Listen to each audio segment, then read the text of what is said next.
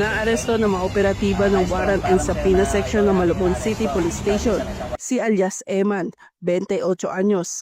Ang naturang pag-aresto ay sinagawa sa Barangay Tinajeros, Malabon City sa bisa ng Warrant of Arrest para sa kasong paglabag sa RA 10883 o New Anti-Carnapping Law at 3 bilang ng robbery na inilabas ng Regional Trial Court Branch 292 ng Malabon City. May kabuuang inirekomendang piyansa na 600,000 pesos para sa pansamantalang kalayaan ng akusado.